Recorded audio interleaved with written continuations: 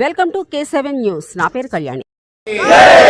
భారత్ మాతా key Bharat మాతా key Vande Mataram Vande Mataram Vande Mataram. ఈ సందర్భంగా ఈ తిరంగ ర్యాలీ ఎందుకు చేస్తున్నామంటే పాకిస్తాన్ నుంచి కొంతమంది టెర్రరిస్టులు కాశ్మీర్లో అమాయకులైన ప్రజల మీద దాడి చేసి పారిపోయారు పిరుగుపందుల్లాగా. దమ్ముంటే సైనికుల మీదకి యుద్ధం చేయడానికి రావాలి, కానీ అమాయకులు పాపం.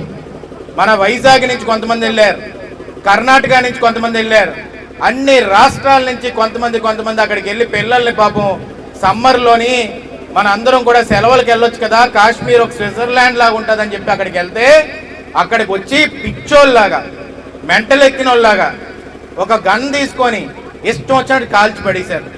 వాళ్ళకి ఏ పాపం తెలుసు పాపం.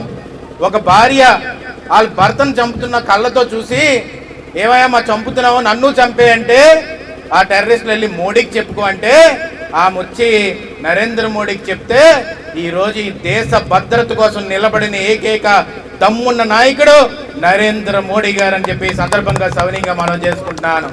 కూటమి ప్రభుత్వం మొన్న వచ్చిన తర్వాత నరేంద్ర మోడీ గారు అనే వ్యక్తి అక్కడ ఉండడం వల్ల చంద్రబాబు నాయుడు గారు, పవన్ కళ్యాణ్ గారు అనే వ్యక్తులు ఈ రోజు మద్దతు ఇచ్చి అలాంటి బలమైన నాయకుడిని దేశం ముఖద్వారంలో నించోబెట్టడం వల్ల పాకిస్తాన్ ఈ రోజు బెదిరి పారిపోయే స్థితికి వచ్చిందంటే అది ఈ నరేంద్ర మోడీ గారు దమ్మని చెప్పి సందర్భంగా చెప్పదలుచుకున్నాను.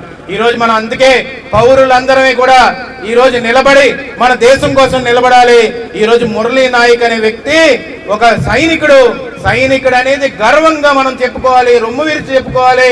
అలాంటి సైనికుడు నిలబడి 24 ఏళ్ల వయసు అప్పుడు ఆయన బోర్డర్ లో నిలబడి ఆయన చనిపోయి మన కోసం కాపాడాడంటే ఈ సైనికులందరికీ కూడా తల వంచి శిరసు వంచి మన అందరం కూడా హృదయపూర్వక అత్యంత భారీగా నివాళులు తెలుపుకోవాల్సిన అవసరం ఎంతైనా ఉంది. ఘనమైన నివాళులు తెలుపుకోవాలి. దానికి మనందరం కూడా ఒకసారి జై హింద్ అని చెప్పి వాళ్ళందరికీ కూడా నివాళులు తెలపాలని చెప్పి సందర్భంగా చెప్పదలుచుకుంటూ జై హింద్ జై హింద్.